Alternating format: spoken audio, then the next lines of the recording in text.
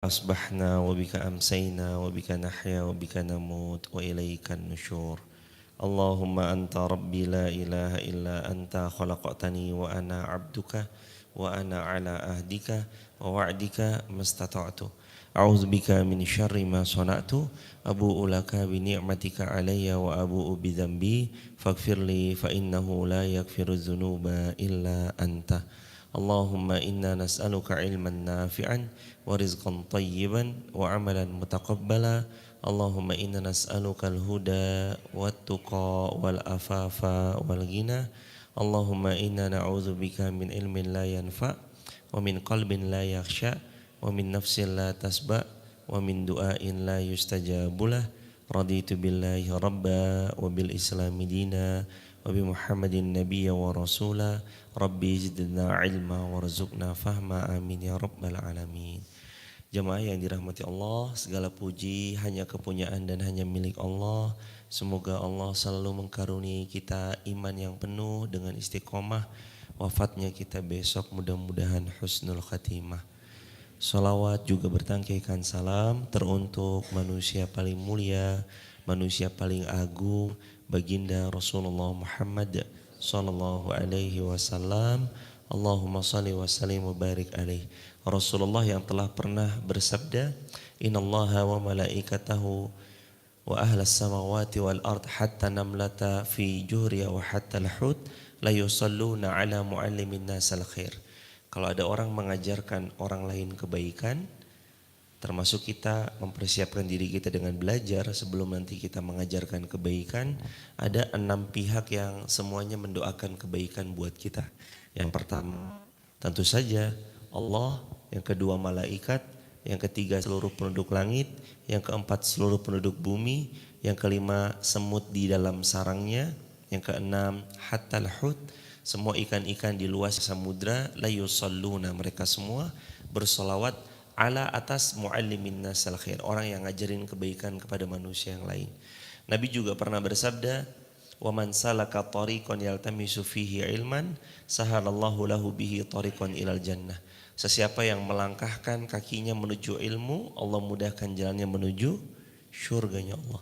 Rasulullah yang juga telah pernah bersabda, talabul ilm faridatun ala kulli muslim, menuntut ilmu hukumnya wajib bagi setiap muslim. Nabi juga telah pernah bersabda, keutamaan ilmu adalah innal malaikata la tad'a ajnihataha riddan li talabil ilm. Sesungguhnya para malaikat meletakkan sayap-sayapnya karena saking ridhonya kepada para penuntut ilmu. Dan jamaah, Nabi juga pernah bersabda, idza marartum fi riyadil jannah farta'u. Wa ma riyadil jannah ya Rasulullah? Halaqah dzikir. Pernah satu ketika Nabi bersabda, kalau kalian melewati taman-taman syurga, kalian mampir ya di sana. Sahabat nanya, apa taman syurga ya Rasulullah? Halaqah zikir, yang di dalamnya saling mengingatkan tentang Allah, yang di dalamnya membuat hati-hati kalian terkoneksi untuk menyebut asma-asma Allah, mengingati ayat-ayat Allah, mentadaburi apa yang Allah inginkan. Itu namanya majelis zikir, majelis ilmu, yang disebut Nabi taman-taman syurga. Kalau kata Al-Hafiz Imam Ibnul Qayyim, sesungguhnya di dunia itu ada syurga. Siapa yang gak memasukinya punya potensi besar, di sana dia gak masuk syurga. Muridnya nanya, wahai Imam, apa yang dimaksud dengan syurga dunia yang kita harus memasukinya? Kata Imam Ibnul Qayyim, majelis ilmu. Siapa yang tidak memasukinya di dunia, boleh jadi tidak memasuki syurga akhirat. Makanya salah satu pintu gerbangnya itu para ulama sering bahas, man aradad dunya fa'alaihi bil ilm, wa man aradal akhirah fa'alaihi bil ilm, wa man aradahuma fa'alaihi bil ilm. Mau dunia ya dengan ilmu, mau akhirat ya dengan ilmu, mau dapat dua-duanya ya dengan ilmu. Imbang keduanya kalau kita punya ilmunya.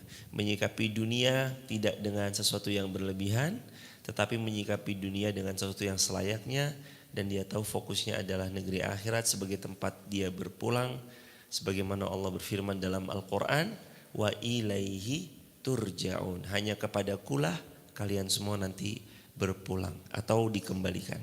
Silakan dibuka jamaah Ali Imran ayat 86. Sudah ketemu ya hadirin? Ali Imran ayat 86.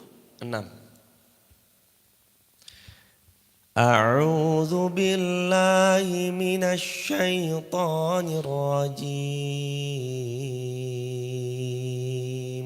1, 2, 3. Bismillahirrahmanirrahim.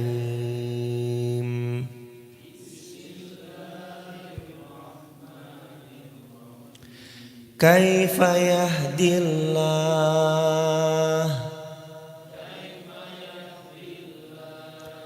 qauman kafaru ba'da imanihim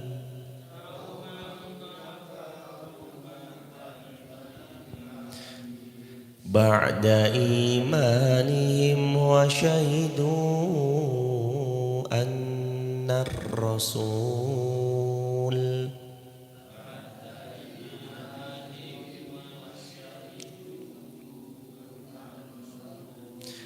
haqqun wa ja'ahumul bayyinat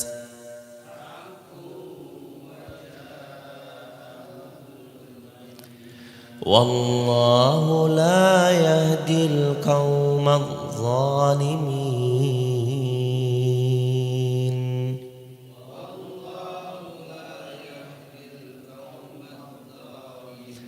Ulaika jazaohum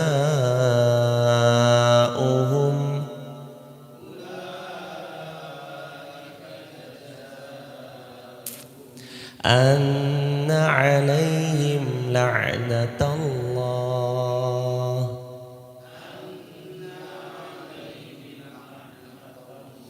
wal malaikati wan nasi ajma'in.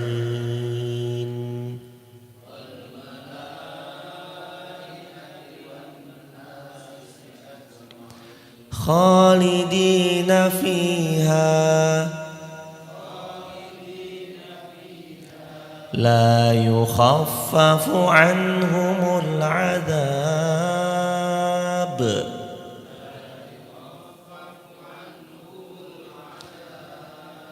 la yukhaffafu anhumul adab wala hum yunzarun.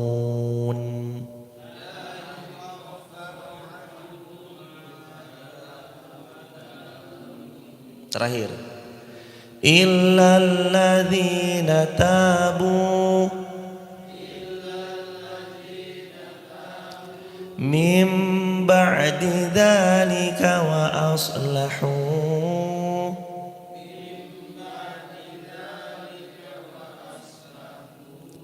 fa innallaha ghafurur rahim.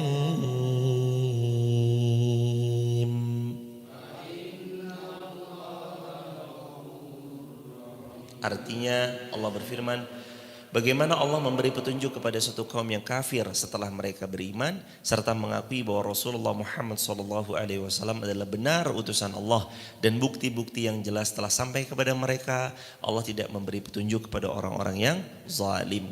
Mereka itu balasannya ialah ditimpa laknatnya Allah, laknatnya para malaikat, laknatnya an-nasi ajma'in, wan-nasi ajma'in. Jadi mereka dapat 3 laknat. Pertama Allah, kedua malaikat, ketiga manusia. Semua manusia melaknat mereka. Nah, mafhum gimana cara kita memahaminya? Kita tarik dari akhir yang barusan kita baca, dilaknat 3 pihak, Allah, malaikatnya dan semua manusia. Siapa mereka yang dilaknat? Yuk kita kembali kepada ayat 86 yang sebelumnya. Yang dilaknat adalah mereka orang-orang kufur, gak mau beriman kepada kebenaran baginda Rasul, dan mereka telah menerima bukti-bukti yang jelas. Datang nasihat ditolak mentah-mentah, datang kebaikan diutarakan, ditepikan sama dia. Mereka gak mau menerima petunjuk yang Allah berikan kepada mereka. Itu efek jemaah. Jadi ada 4. Yang pertama mereka kufur, kedua enggan beriman, Ketiga, mereka menerima bukti yang jelas datangnya nasihat kepada mereka, tapi mereka tetap menolaknya. Kalau kufur jelas sudah sering kita bahas. Tidak beriman ya jelas. Mereka bisa jadi bukan kufur tapi mereka munafik. Tapi yang ketiga ini kan rawan. Yang kedua jelas ya rawan juga jemaah, boleh jadi itu kita yang gak beriman kepada Rasul. Cuma lip service di lisan doang, di lisan aja, tapi dia gak mau benar-benar sejatinya beriman kepada Nabi. Orang-orang yang tidak beriman kepada Rasulullah SAW itu punya potensi kena di ayat 87-nya. Mendapat laknatnya Allah, laknatnya malaikat, wan nasi ajmain, laknatnya seluruh manusia. Nah, nomor 3 itu bisa kena kepada semua pihak. Yakni Allah berfirman di ayat 86-nya, telah datang bukti yang jelas kepada mereka, tapi justru mereka menolak bukti-bukti yang nyata itu. Hadirin jamaah yang dirahmati Allah, al-haq mir rabbik. Kemarin kita dapat pelajarannya. Yang benar itu takaran kebenaran hanyalah dari Allah, dari Rabb kalian Allah. Datang kebenaran kepada seorang hamba, itu kalau bisa siapapun yang mendengar kebenaran, dapat nasihat kebenaran, kok tiba-tiba mau buka yang lain lewat FYP kajian, jangan ditolak dulu. Boleh jadi itu cara Allah menghadirkan hidayah. Boleh jadi itu cara Allah untuk memanggil kita kembali ke pelukannya sebelum berpulang ke pangkuannya. Boleh jadi itu cara Allah membuat kita jadi hamba yang lebih baik. Ada kalimat yang terdengar seolah benar padahal harus dilanjutkan dan diteruskan. Kalimatnya begini. Kenapa kok gak sholat? Belum dapat hidayah. Kenapa kok gak puasa Ramadan? Belum dapat hidayah. Seolah benar padahal harus dilanjutkan. Kalimat tepatnya adalah hidayah itu Allah tebarkan seperti Allah menebar matahari. Setiap pagi manusia mendapatkannya, tapi tidak semua manusia mau memanfaatkan dan menjemput kebaikan cahayanya. Hidayah itu semuanya ditebar sama Allah. Sinyal-sinyalnya ditebar, persis seperti kita mendapatkan matahari. Tapi ada yang mengurung diri dalam kamar, ditutup pintunya rapat-rapat, gordennya rapat-rapat, dia berselimutkan. Daripada selimut tebal lalu dia tertidur. Ada yang bangun, lari pagi, jogging pagi atau menjemur pakaian. Dia menggunakan manfaat cahaya sinar matahari. Hidayah pun demikian. Semuanya hampir diberikan sama Allah. Tapi ada yang menjemput dengan kejujuran. Ada yang menepikan dengan kemunafikan. Bedanya di situ aja. Nah, nomor 3 ini karakter orang-orang yang akan dapat laknat Allah, malaikat-malaikatnya Allah, wan nasi ajmain, dan laknat semua manusia. Nomor 3 karakter mereka adalah datang kebenaran kepada mereka tapi mereka tepikan. Maka sedikit saya saran buat diri saya dan buat kita semua jemaah. Kalau datang satu postingan kebenaran dan kita tahu ini benar, jangan ditolak, akui itu kebenaran dan minta petunjuk dari Allah agar hati ini mudah menerima kebenaran itu. Bahkan ada doa dari Al-Imam Hasan Al-Basri, ulama tabi'in. Doa yang masyhur, Allahumma arinal haqqa haqqa warzuqna tiba'ah wa arinal batila batila warzuqna tinabah. Ya Allah, kalau buruk berikan kami kekuatan menjauhkannya. Beritahu kalau baik, berikan kami kekuatan untuk melakukannya ya Allah. Setiap hamba yang berdoa seperti doanya yang diajarkan Imam Hasan Al-Basri yang barusan, maka Allah akan jaga hatinya untuk melihat yang benar adalah benar, yang keliru adalah keliru, dan Allah condongkan amalnya untuk mengamalkan apa yang mereka tahu. Kalau benar diamalin, kalau keliru dijauhkan daripada mereka. Dan mereka menjauh dari hal-hal itu. Nah, hadirin, pentingnya kita terus mentadaburi satu ayat demi ayat berikutnya agar kita nggak cuma sekedar khatam. Ramadan kemarin kita khatam Al-Quran tapi Arabnya aja, baru Arabnya, belum beserta artinya, belum beserta mentadaburinya. Bahkan nanti kita tadabur yang pertama beda sama tadabur yang kedua. Tadabur kita ayat yang sama yang kedua dengan tadabur yang ke-11 kalinya akan berbeda jemaah. Makin sering ditadaburi, makin sering Al-Quran dikaji, ditadaburi, makin keluar tuh hikmah-hikmah yang tidak pernah terbayangkan sebelumnya akan keluar. Itu hebatnya Al-Quran, relevan sepanjang zaman, sepanjang waktu. Al-Quran selalu begitu. Jadi karakter, kembali ya hadirin, karakter yang pertama mendapat laknat Allah, laknatnya malaikat-malaikatnya Allah dan semua manusia adalah yang pertama kufur. Yang kedua enggan beriman. Enggan beriman ini potensinya entah dia zindik, fasik, munafik. Enggan beriman. Boleh jadi lipnya beriman, mengutarakannya keimanan, tapi hatinya membenci keimanan. Terus yang ketiga, menolak bukti-bukti yang jelas datang kepada mereka. Nggak beriman kepada Rasul, nggak beriman kepada ayat Al-Quran, menolak kebenaran yang disampaikan. Nabi pernah bersabda dari riwayat Imam Baihaqi. Dalam riwayat Baihaqi, Rasulullah SAW pernah menceritakan kalimat yang paling Allah benci adalah kalimat yang mana ketika ada seorang sahabat mengingatkan sahabatnya, wahai sahabatku bertakwalah kepada Allah, lalu orang yang diingatkan mengucapkan apa? Urus saja dirimu sendiri. Itu kata Nabi SAW, kalimat yang paling Allah gak suka, kalimat yang paling Allah benci. Sudah banyak ada banyak di antara manusia lupa bahwa kalimat itu kalimat yang paling Allah gak suka. Urus dirimu sendiri. Ngapain sih? Kalau kita meluaskan lagi, kalimatnya berbentuk, ngapain sih ngurusin hidupnya orang lain? Ngapain sih ngurusin saya?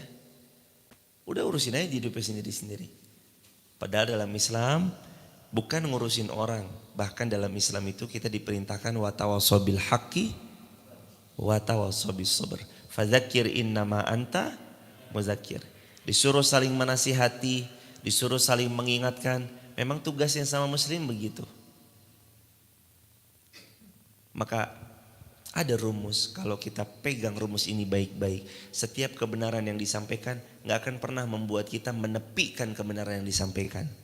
Rumus itu adalah terima dengan kalimat sami'na wa ata'na. Ini kebenaran loh. Oh iya, insya Allah saya pelan-pelan ya, saya laksanakan insya Allah. Doain. Apalagi kalau kita minta doa. Iya saya emang masih dalam kondisi seperti ini, mohon doanya ya, semoga bisa keluar dari kondisi yang penuh dengan kubangan maksiat ini. Iya doain ya, doain. Seperti itu hadirin. Terus nomor yang keempat, mereka adalah orang-orang yang enggan mengambil Al-Quran sebagai petunjuk. Kan sebagaimana Allah berfirman dalam ayat ini, wallahu la yahdil qaumal zalimin. Allah tidak memberi petunjuk kepada orang-orang yang zalim. Nah, kezaliman mereka adalah mereka menempatkan Al-Quran sebagai sesuatu yang mahjura, mereka abaikan dan mereka enggak mau mengambil petunjuk daripada Al-Quran. Mereka mengambil tolak ukur kebenaran dari kata-kata mereka dan nafsu syahwat mereka sendiri. Kalau kata Al-Imam Ibnu Katsir rahimahullah, mereka menjadikan Al-Quran itu sebagai sesuatu yang dibercandai tanpa ada sedikit pun yang mau menyadari bahwa Al-Quran adalah sebaik-baik petunjuk bagi mereka. Dan karakter mereka yang keempat itu penuh dengan kezaliman yang luar biasa. Zalim wal'iyadu billahi min zalik. Mari kita lanjut hadirin ke 87. Kalau mereka melakukan empat tadi, yang pertama kufur, yang kedua tidak beriman, yang ketiga menolak kebenaran, yang keempat mereka selalu berbuat zalim dengan tidak mengambil petunjuk-petunjuk terbaik dari Allah, marah mereka menuruti nafsu syahwat mereka masing-masing, mereka itulah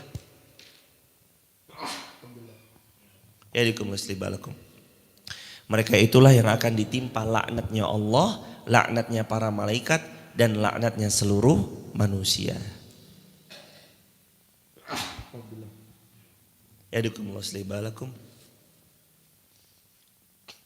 Bahkan mohon diperhatikan ayat 87-nya hadirin. Mohon maaf, ayat 88-nya jemaah.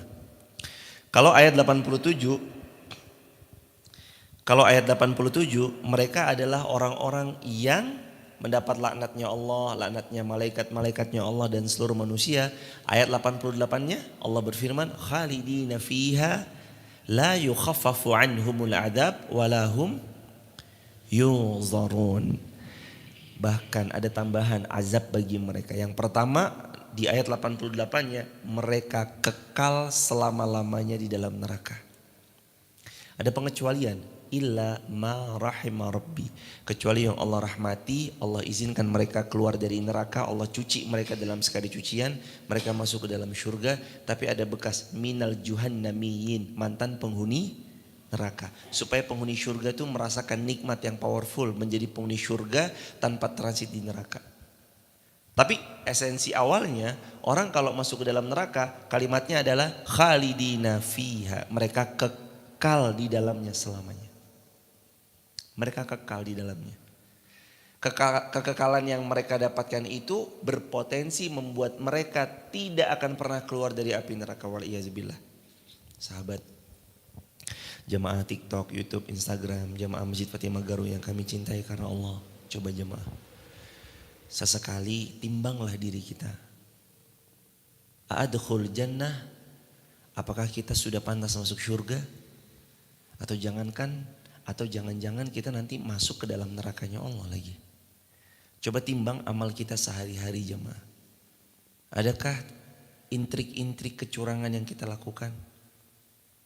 Adakah koordinasi pengkondisian yang membuat pengharaman sesuatu, yang membuat sesuatu yang tadinya haram lalu seolah-olah terlihat halal padahal Anda tahu jelas haramnya?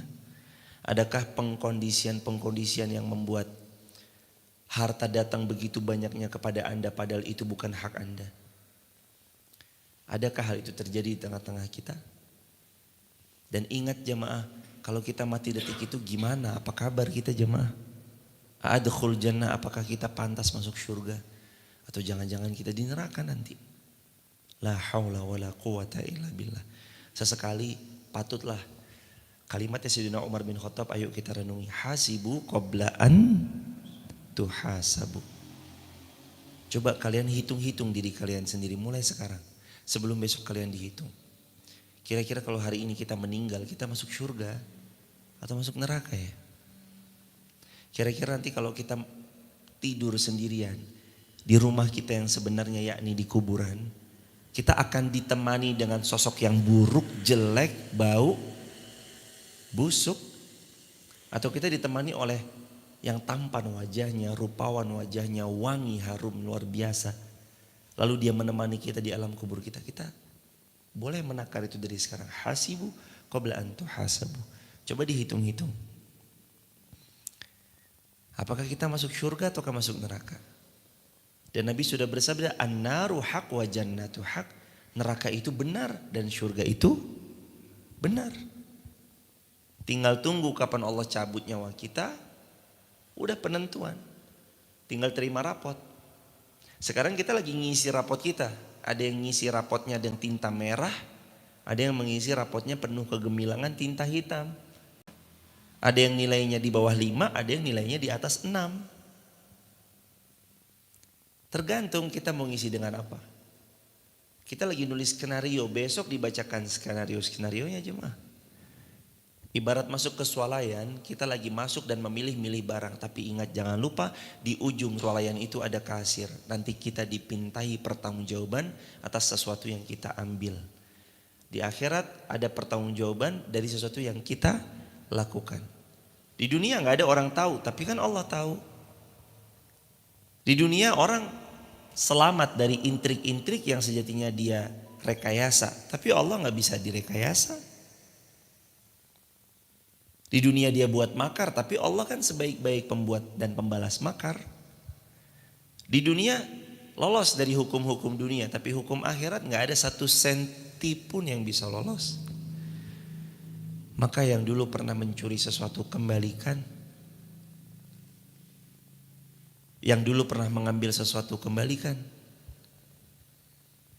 Yang dulu pernah mengkamuflase sesuatu kembalikan. Merekayasa sesuatu, jujurlah. Taubatlah kepada Allah. Gak berapa lama lagi kita wafat. Paling dalam hitungan hari atau tahun, atau bahkan hitungan detik dan menit lagi kita berpulang jemaah.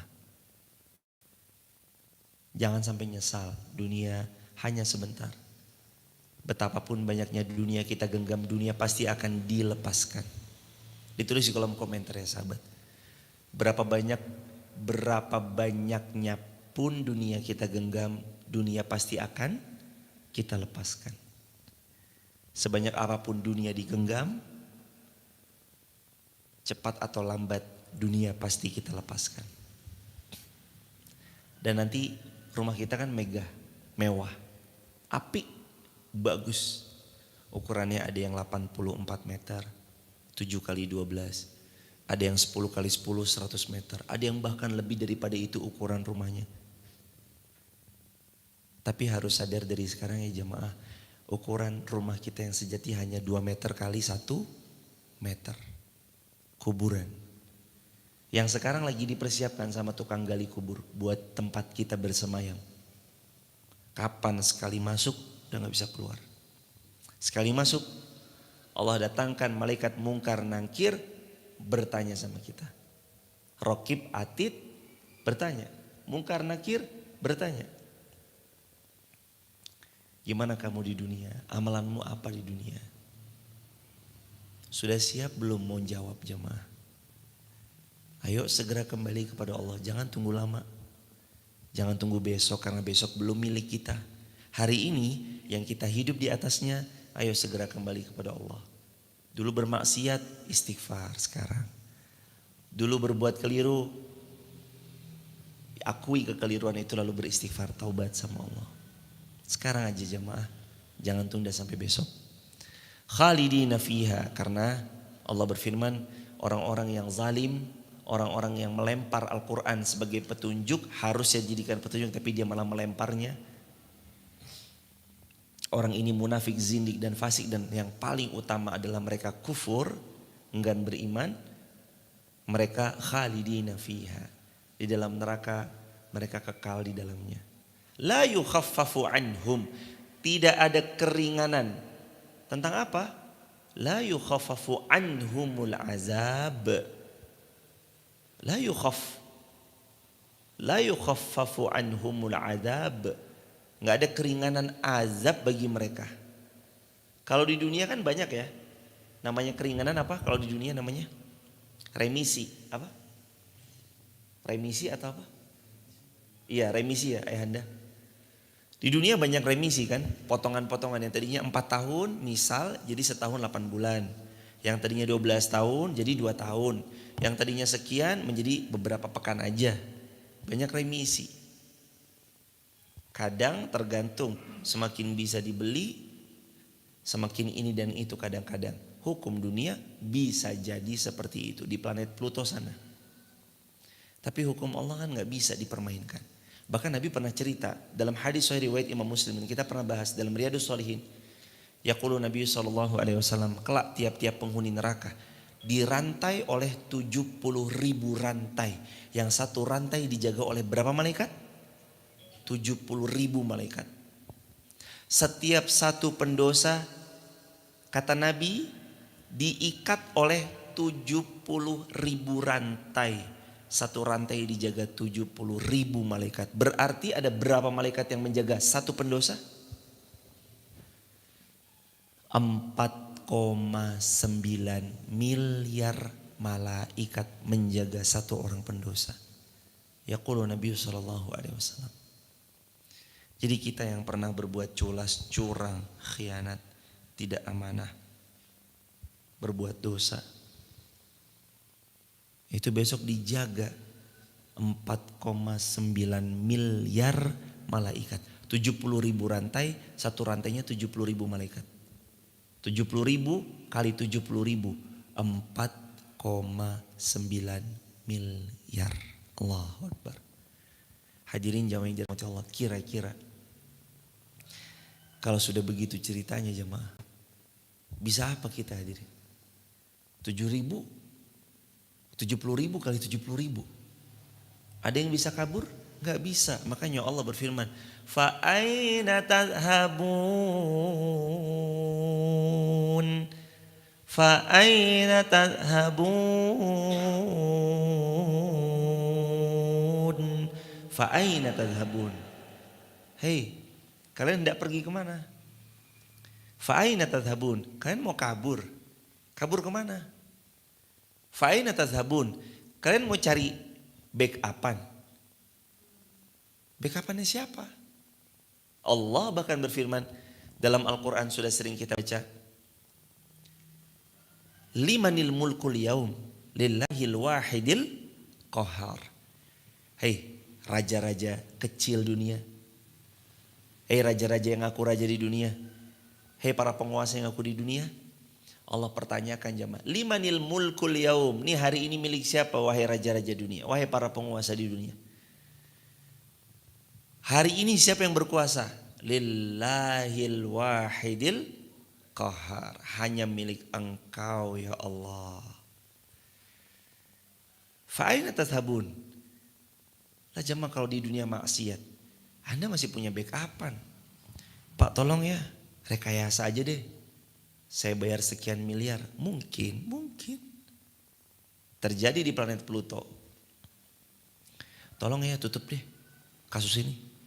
Ada uang sekian puluh miliar, tolong tutup ya. Jangan sampai viral. Mungkin bisa aja terjadi. Tapi di akhirat fa'aina tadhhabun? Bahkan sebelum akhirat, alam kubur. Di alam kubur fa'aina tadhhabun? Mau pergi kemana? Fa'aina tadhhabun? Mau cari backupan siapa? Fa'aina tadhhabun? Mau cari perlindungan dari mana? Fa'aina tadhhabun? Mau cari keringanan dari siapa nih? Sedangkan Allah sendiri yang berfirman, la yukhaffafu anhumul azab. Bagi mereka tidak akan pernah dapat keringanan azab sedikit pun dari Allah, nggak dapat jemaah. Allahu Akbar. Nggak ada remisi-remisian. Nggak ada nego sama Allah. Bahkan pedihnya, coba kembali ke ayat kemarin. Coba ke ayat kemarin yang Masya Allah. Kalimat Allah kayak gimana jemaah? Allah tidak akan mengajak bicara kepada mereka. Allah tidak akan pernah mensucikan mereka, tidak mengajak mereka bicara. Walahum azabun azim, bagi mereka azab yang sangat pedih. Allahu Akbar walillahil hamd. Itu kan yang Allah beritahu kepada kita. Emang malaikat bisa disogok jemaah? Gak bisa. Malaikat gak bisa disogok. Malaikat tolong dong remisi ya. Emang hari itu kita bisa bawa uang. Uangnya kan udah tinggal di dunia. Jadi miliknya ahli waris. Yang kita bawa amal. Masjid yang dibangun itu yang kita bawa. Ilmu yang disebarluaskan jadi WA story itu yang kita bawa. Majelis ilmu yang kita hadiri itu yang kita bawa. Putaran roda kendaraan yang kita perjalankan kendaraan kita untuk menggapai ridhonya Allah. Itu yang kita bawa. Itu yang kita bawa. Gak ada ceritanya orang meninggal bawa 1 miliar di kantong kain kafannya, gak ada. Kain kafan tidak berkantong karena tidak satupun bekal yang bisa kita bawa. Melainkan bekal terbaik hanyalah amal. Amal jemaah. Yang ketiga, jadi yang ayat 88 itu yang pertama, setelah dilaknat Allah, malaikat-malaikat, wan nasi ajmain, seluruh manusia. Jadi ada tambahan. Yang keempat, mereka tuh selamanya di dalam neraka.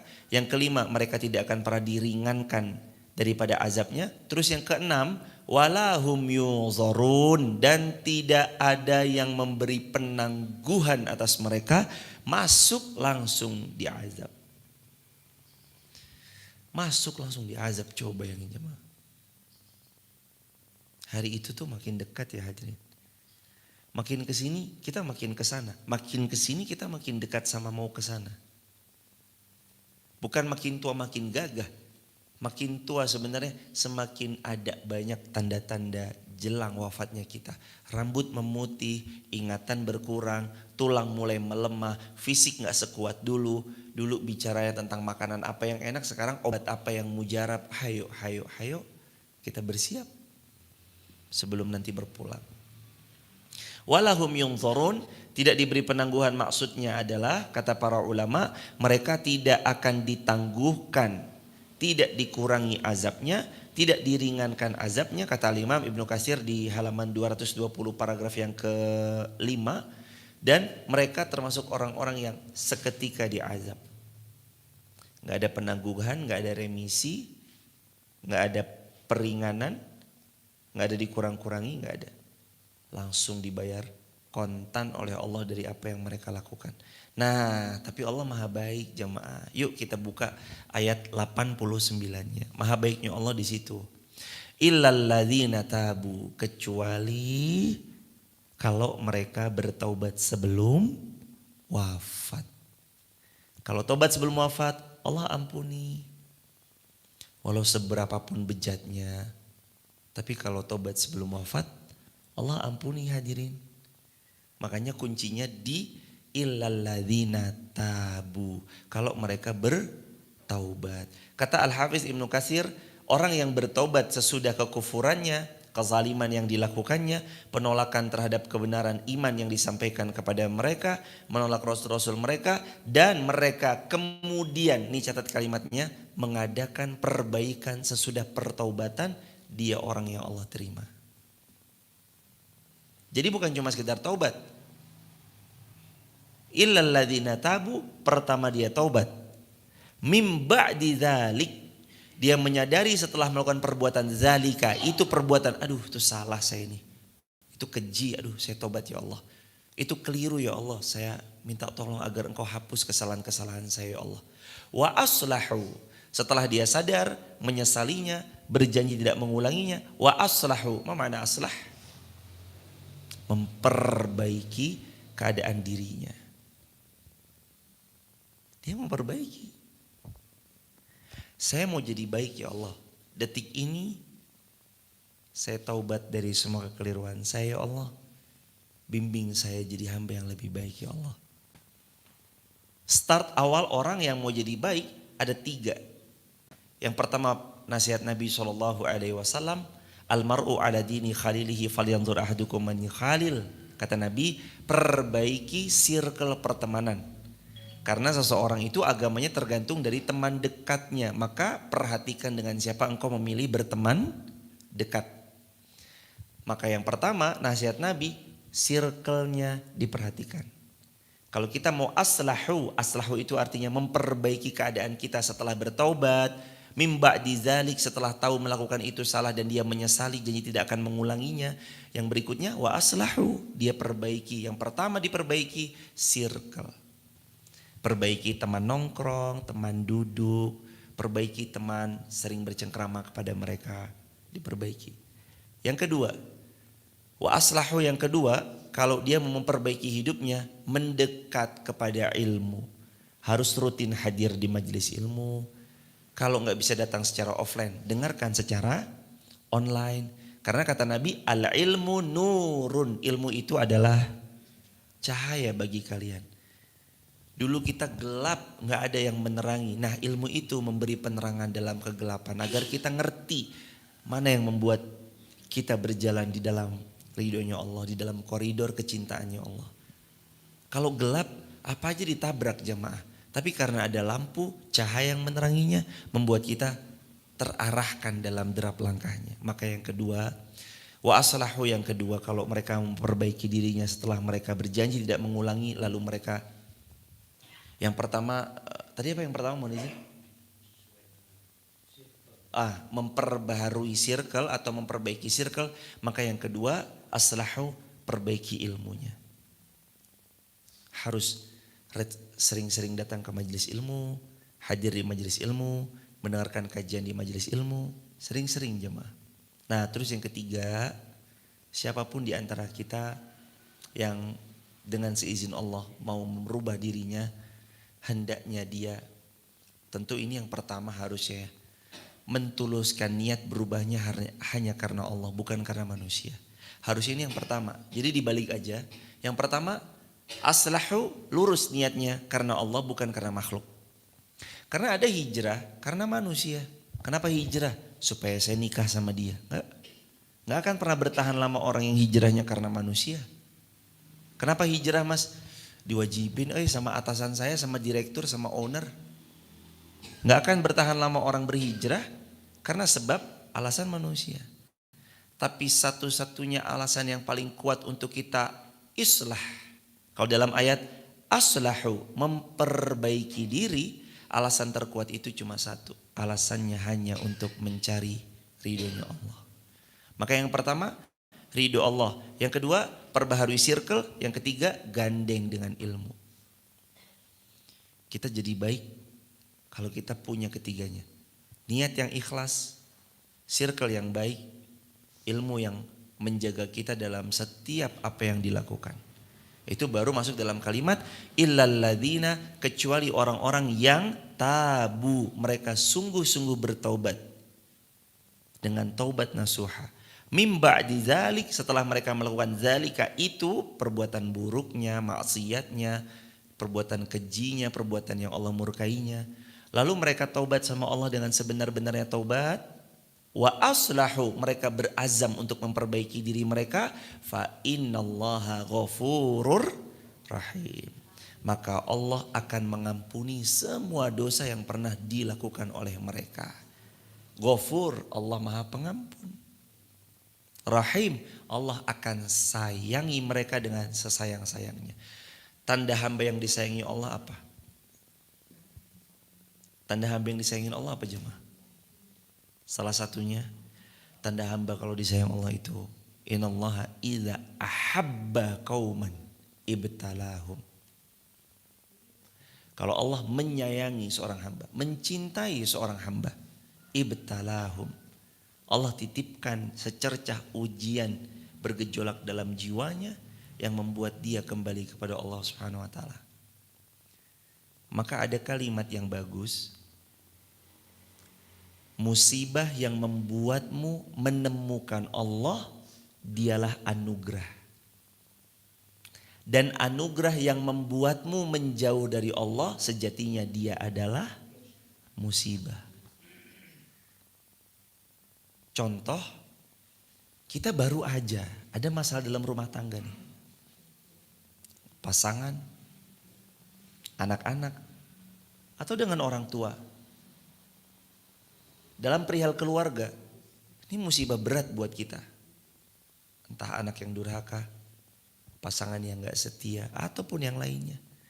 Tapi kalau lewat permasalahan itu membuat seorang hamba makin dalam menemukan Allah, makin mengenal maha baiknya Allah, maka sebenarnya itu mah bukan musibah. Itu sejatinya adalah anugerah. Anugerah. Allah semakin dia kenal, perantaranya permasalahan sama pasangannya. Itu anugerah jemaah. Dia makin dekat sama Allah, permasalahannya karena habis ditipu. Anugerah jemaah.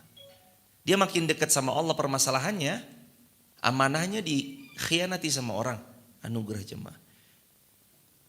Dia gak kenal Allah, tapi karena satu persoalan makin yakin, makin mantap sama Allah. Anugerah jemaah. Maka siapa yang mau mendapat anugerah terbaik, kenalilah Allah dalam setiap kejadian. Bahkan kalau perlu jemaah, jangan mengenal Allah pas lagi ada masalah-masalah aja. Tapi kenalilah Allah juga saat kita lagi diberi nikmat. Lagi sehat kita kenal Allah. Lagi lapang kita kenal Allah. Lagi kaya raya kita kenal Allah. Lagi berjaya. Lagi berjaya-jayanya kita kenal Allah. Lagi luas kita kenal Allah. Jadi buatlah Allah gak harus mendatangkan musibah pada kita agar kita mengingatnya. Karena kita adalah seorang hamba yang ketika diberi nikmat, kita sudah sering mengingat Allah. Dengan cara banyak-banyak mengucap Alhamdulillahirabbil alamin. Jadi syarat agar kita tidak dapat laknat Allah, laknat malaikat-malaikatnya Allah, laknat seluruh manusia, masuk kekal ke dalam neraka, tidak akan diringankan azabnya, dan tidak akan diberi remisi atas azab yang diterimanya. Agar terhindar dari 6 ini, syaratnya apa? Yang pertama, taubat. Taubat. Yang kedua wa aslahu. Mulai dari sekarang perbaiki diri kita. Nasihat dari Nabi itu perbaikan ternyata gak harus dimulai dari sesuatu yang besar. Nasihat Nabi bahkan perbaikan itu dimulai dari sesuatu yang kecil. Kata baginda SAW riwayat Imam Muslim, ahabbul a'mal indallahi adwamuha wa in qalla. Amal yang paling Allah cintai adalah amal dawamu meskipun sedikit yang kau lakukan. Jadi ternyata perubahan yang Nabi inginkan kepada kita itu bukan perubahan yang seketika signifikan langsung besar, tapi Nabi menghimbau agar lahirnya cintanya Allah kepada kita diminta oleh Nabi SAW agar kita tuh ringan-ringan dulu. Agar kita tuh yang kecil-kecil dulu. Adwam, yang penting kamu dawamkan ya. Wa inqal, walaupun sedikit.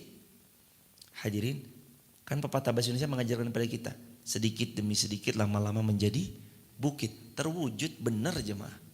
Coba lihat sampah di rumah kita, sedikit gak? Sedikit. Tapi sampah itu dikumpulkan oleh petugas kebersihan, ditumpuk di satu tempat di Bantar Gebang. Coba lihat jemaah. Jadi gunung sampah. Allah. Ekskavator kecil di zoom dari kejauhan. Itu sampahnya menggunung. Keburukan yang Anda lakukan kadang disepelekan, gak apa-apa deh. Tapi lama-lama dia itu bisa jadi gede jemaah. Parahnya bisa mematikan hati. Sensor pekanya hati ketika melakukan keburukan nanti rusak. Keburukan pelan-pelan, lama-lama rusak. Kebaikan pun demikian. Untuk kebaikan ternyata Nabi bagi tips sama kita, gak harus yang gede dulu. Mulai perbaiki dari yang kecil-kecil. Habis ada masalah, perbaiki mulai dari diri kita mendekat kepada Allah, memperbaiki Quran kita, memperbaiki sedekah kita, memperbaiki hablum minanas kita. Yakinkan pada diri kita. Kalaupun permasalahannya adalah tentang jodoh, Allah hadirkan jodoh yang terbaik. Kalau permasalahan adalah tentang pasangan yang tidak setia, Allah gantikan dengan pasangan yang lebih baik. Kalau permasalahan adalah anak-anak yang durhaka, insya Allah anak ini akan disadarkan oleh Allah taat kepada orang tua. Kalau permasalahannya adalah tentang rezeki, Allah kucurkan rezeki yang mengalir deras, yang luar biasa. Kalau permasalahan tentang karir, jabatan, Allah akan tempatkan dia di tempat yang semulia-mulianya, maqam mahmuda. Kalau permasalahan tentang perdagangan, maka Allah akan temukan dengan customer-customer royal yang membeli perdagangannya, perdagangannya penuh dengan rahmat dan berkahnya Allah. Asalkan aslahu, dia berusaha memperbaiki dirinya. Perbaikan dimulai dari hal-hal kecil sebelum sampai kepada hal-hal besar. Kita gak harus menang dari hal-hal besar. Coba kita menang dari hal-hal kecil aja jemaah. Sehari baca Quran 1 lembar. Sehari tiap subuh sedekah 10.000 atau mungkin sesuaikan dengan kemampuan. Menang dari hal-hal yang kecil, kita berazam untuk belajar membaca 1-20 halaman per hari dari buku yang sangat indah, dari kitab-kitab sejarah para ulama yang sangat indah. Menang dari hal-hal kecil membuat kita akan menang hal-hal besar. Tapi kalau hal-hal kecil aja kita kalah, gimana kita mau nyampe ke hal besar? Kita sering bicara tangga 100, tangga 100, tangga 100. Tapi tangga pertama enggan kita pijaki, gak akan sampai. Untuk menang kepada satu hal yang besar, harus ada step-step. Menangkan hal-hal kecil dulu. Ada nasihat. Nasihatnya kalimatnya sebentar jamaah. Izin saya baca karena nasihatnya cukup bagus untuk kita perhatikan bareng-bareng. Ini nasihatnya luar biasa nih. Jika engkau masih pemula, jangan langsung mencari sorot lampu di tengah-tengah. Mulailah dari tepian. Mulailah dari tempat yang tepi yang jauh yang gelap. Sehingga engkau merintisnya dari tepi sampai ke tengah. Karena kalau engkau memulai langsung ke tengah-tengah, lampu itu akan menyorot retina matamu. Kalau engkau tidak siap, retina matamu akan tersilaukan sehingga membuatmu buyar dalam tampilan. Gampangannya ya kurang lebih bahasa ini adalah bahasa untuk kita gak usah buru-buru untuk segera nyampe kepada tempat yang boleh jadi kita belum siap mentalnya di tempat itu jemaah. Banyak orang kan sekarang pengennya buru-buru ya. Melihat ada orang, wah dia umur 25 sukses beli rumah, sukses beli mobil, sukses A, sukses B. Ya udah, memang mungkin rezekinya yang Allah karuniakan suksesnya usia 25. Mungkin kita belum di umur 25, mungkin di umur 60, 50 atau mungkin 40 tahun. Tapi kan diingatkan oleh para ulama, berhati-hatilah dengan penyakit istibto. Penyakit apa namanya? Istibto. Coba diulangi jemaah. Istibto itu adalah penyakit ingin cepat-cepat terlihat sukses padahal belum siap. Kalau bahasa ini mah pernah ku bilang, jika masih muda jangan langsung mencari sorot lampu di tengah-tengah.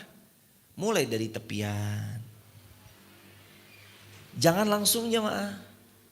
Kena istibto nanti. Mentalnya belum siap punya rumah, udah main ambil rumah aja. Padahal mentalnya belum siap, finansialnya belum siap. Mentalnya belum siap punya mobil, udah main punya mobil aja. Begitu suruh ngisi bensin, mak jeglek jemaah.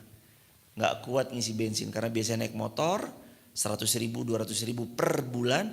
Pakai mobil 2 juta per bulan, ngos-ngosan jemaah. Karena mentalnya belum siap. Makanya penting untuk jangan sampai terjangkit penyakit istibto. Ingin cepat terlihat sukses, terlihat kaya padahal belum mampu. Wa aslahu, ayolah jamaah mulai perbaiki diri dari hal yang pelan, sedikit dulu. Dan kalimat masyhur dari dulu kalimat yang sering saya bawakan dari dulu itu, kita gak perlu lebih baik langsung 100%. Cukup lebih baik 1% dalam satu harinya. Dah. Tiap hari 1%, 1%, 1%. Kali setahun banyak jamaah. Yuk kita lebih baik. Wa aslahu, ayo kita perbaiki. Mari kita perbaiki. Lalu Allah berfirman apa setelah wa aslahu? Fa innallaha ghafurur rahim. Tenang. Allah ampuni. Tenang, kalau kamu taubat dan kamu perbaiki diri, aku Allah akan menyayangi kalian. Disayangnya Allah itu yang tadinya masalah dalam rumah tangga, Allah jadikan rumah tangganya sakinah, mawaddah warahmah. Dengan orang yang sama atau dengan orang yang Allah ganti yang lebih baik. Rahim itu, maha sayangnya Allah itu ketika kita dapat permasalahan, Allah selesaikan. Insya Allah. Begitu jemaah. Mudah-mudahan tadabbur ayat yang sedikit ini mendatangkan hikmah buat kita. Dan bagi sahabat TikTok, YouTube, Instagram, terima kasih juga sudah membersamai meluangkan paket datanya belajar di pagi hari ini. Kalau jamaah berkenan untuk sama-sama belajar di grup WhatsApp kajian kami, ada info live streaming kami setiap subuh, ada video-video pendek dakwah kami yang insya Allah bisa jadikan WA story. Sahabat bisa tap link di bio ya, sebut nama, asal kota, asal negaranya. Gabung di grup WhatsApp sahabat UIR gratis, dan ada banyak info peluang-peluang amal jariah yang mudah-mudahan kita bisa bersamai di sana. Barakallahu fikum. Tap link di bio, sebut nama, asal kota, asal negara gratis. Kalau ada yang mau didiskusikan silakan jemaah. Kalau tidak ada mas? Gak ada. Ada, boleh. Kalau ada silakan. Mas Ari. Assalamualaikum warahmatullahi wabarakatuh. Ustadz, hari kemarin adalah hari Kartini yang disebut emansipasi wanita. Bagaimana dalam Islam mengenai isu patriarki yang dalam tanda kutip gak ada selama ini nabi itu wanita. Bagaimana menurut Islam Ustadz?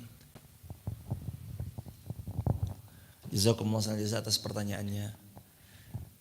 Dalam Islam wanita sangat dimuliakan.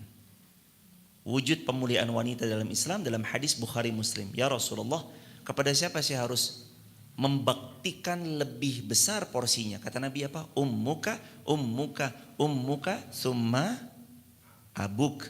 Ibumu 3 kali perempuan disebut, kemudian laki-laki yakni bapak. Dari hadis saja kacamata Islam sudah memuliakan perempuan. Bahkan dalam Islam perempuan itu sangat dijunjung tinggi kemuliaannya. Bahkan bukan berarti dalam Islam gak boleh belajar. Yang boleh belajar cuma laki-laki. Siapa bilang? Bunda Aisyah ulama perempuan. Istri-istri Nabi punya banyak ilmu dan meriwayatkan hadis. Ada hadis riwayat dari Ummu Salamah. Ada hadis riwayat dari Ummu Salamah, masyhurnya apa? Doa dari Ummu Salamah yang diajarkan Nabi kepada Ummu Salamah. Apa doanya? Itu kan hadis Ummu Salamah. Allahumma ajurni fi musibati wa akhlif li khairan min. Ya Allah, berikan pahala atas musibah yang sedang menimpa diriku, beri aku ganti dengan yang lebih baik. Itu kan hadis Ummu Salamah. Artinya perempuan juga diberikan kesempatan belajar dalam Islam. Bahkan gak cukup dengan belajar, perempuan diberikan kesempatan mengajarkan. Para sahabat banyak menimba ilmu dari Bunda Aisyah. Jadi dalam kesempatan menimba ilmu, mencari ilmu, mendedikasikan ilmu, bukan hanya terbatas laki-laki, perempuan pun diberikan kesempatan. Dan bentuk kemuliaannya perempuan diantaranya adalah perempuan diizinkan dimuliakan 3 kali lebih banyak dalam Islam daripada laki-laki. Jadi kalau ada yang mengatakan Islam tidak memuliakan perempuan, itu keliru besar. Justru Islamlah yang memuliakan perempuan dengan sangat luar biasa. Barakallahu fikum. Begitu jemaah, barakallahu fikum. Mawjud soal akhir?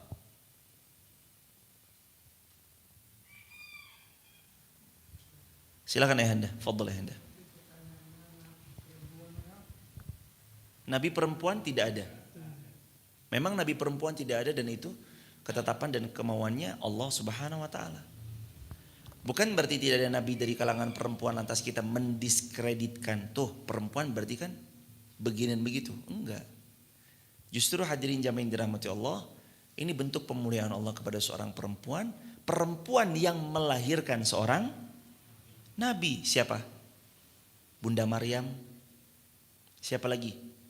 Ibunda Rasulullah Siti Aminah.